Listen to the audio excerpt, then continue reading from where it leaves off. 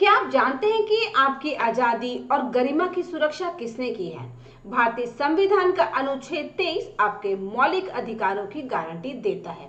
एक ऐसा प्रावधान जो मानव तस्करी या जबरन श्रम जैसी अमानवीय प्रथाओं के खिलाफ है। अगर आप जानना चाहते हैं कि कैसे ये अनुच्छेद आपके जीवन में न्याय और समानता की नींव रखता है, तो जुड़े रहिए हमारे साथ। हेलो एवरीवन, वेलकम टू ज्ञान अभियान।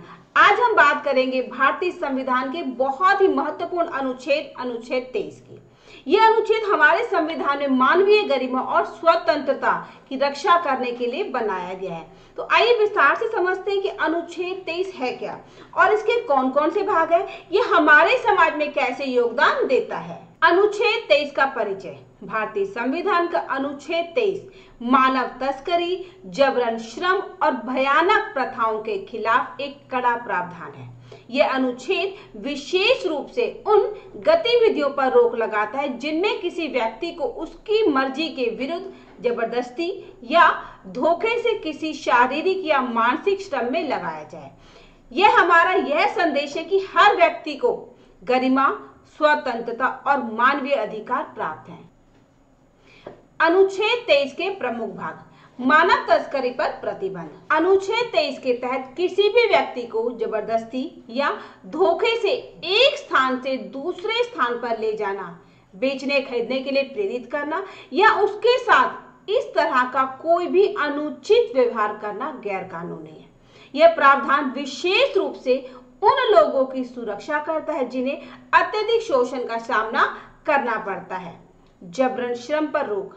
यह अनुच्छेद यह सुनिश्चित करता है कि किसी भी व्यक्ति को उसकी स्वतंत्र इच्छा के खिलाफ जबरन या जबरदस्ती किसी भी प्रकार के श्रम में लगाने की अनुमति नहीं है, चाहे वह कोई घरेलू काम हो या शारीरिक श्रम। यह अनुच्छेद ऐसे किसी भी प्रकार के शोषण को रोकता है। यह बात विशेष रूप से उन मजदूरों और कमजोर वर्ग के लोगों के लिए महत्वपूर्ण है जो अक्सर इस प्रकार के शोषण का शिकार हो जाते हैं। दंड की व्यवस्था। अनुच्छेद 23 के अंतर्गत उल्लंघन करने पर कड़ी सजा का प्रावधान भी है। यह सजा न केवल अपराध को रोकने का काम करती है बल्कि समाज को यह संदेश भी देती है कि मानवीय गरिमा का अपमान करना बर्दाश्त नहीं किया जाएगा। इस प्रावधान से अपराधियों के खिलाफ न्याय की एक सुदृढ़ व्यवस्था बनती है। अनुच्छेद 23 का महत्व। इस अनुच्छेद का मुख्य उद्देश्य यह है कि हम एक ऐसे समाज की कल्पना करें जहां हर व्यक्ति को उसकी स्वतंत्रता, गरिमा और सम्मान के साथ जीने का अधिकार हो।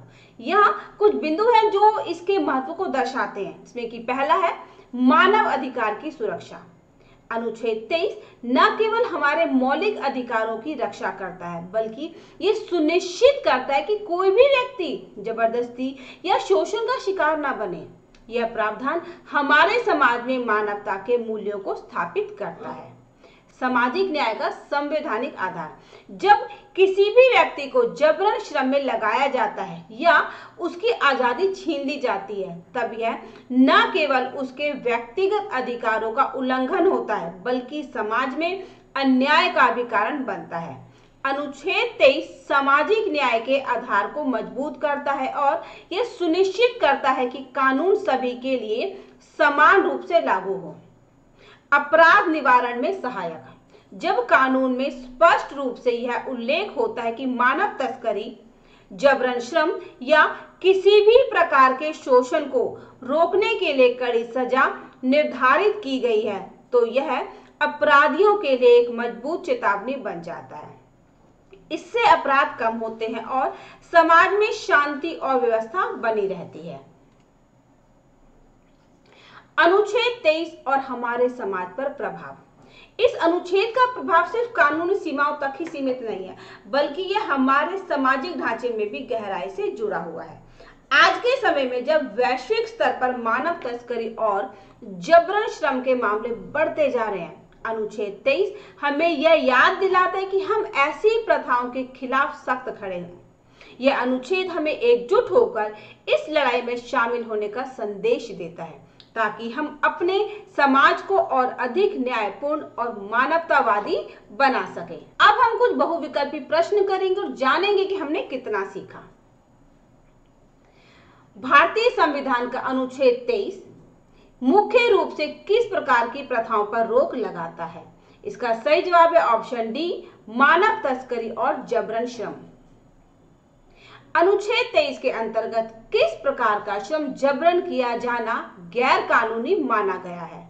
इसका सही जवाब है ऑप्शन सी, बिना सहमति के जबरन या धोखे से लगाया गया श्रम।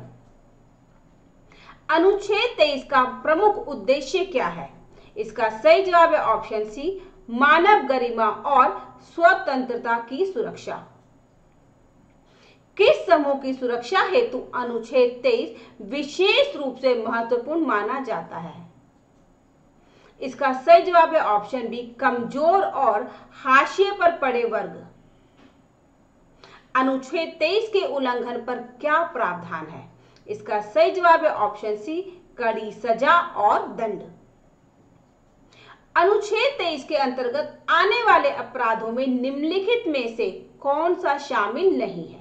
इसका सही जवाब है ऑप्शन सी, भ्रष्टाचार। अनुच्छेद 23 के प्रावधान का मुख्य उद्देश्य किस सामाजिक मूल्य को बढ़ावा देना है? इसका सही जवाब है ऑप्शन बी, समानता और न्याय। अनुच्छेद 23 का उल्लेख मुख्यतः किस दस्तावेज में किया गया है? इसका सही जवाब है ऑप्शन बी, भारतीय संविधान। अनुच्छेद 23 के अंतर्गत किस प्रकार के मामलों में दंड की व्यवस्था की गई है? इसका सही जवाब है ऑप्शन सी, मानव तस्करी, जबरन श्रम और धोखे के द्वारा श्रम करवाने के मामलों में। अनुच्छेद 23 किस बात का प्रतीक है? इसका सही जवाब है ऑप्शन बी, मानवाधिकारों की रक्षा। अनुच्छेद 23 भारतीय संविधान का एक ऐसा महत्वपूर्ण हिस्सा है जो हमारी आजादी और गरिमा की सुरक्षा करता है। ये अनुच्छेद न केवल मानव तस्करी और जबरन श्रम जैसी अमानवीय प्रथाओं पर रोक लगाता है, बल्कि समाज में न्याय, समानता और मानवता की भावना को भी प्रबल करता है।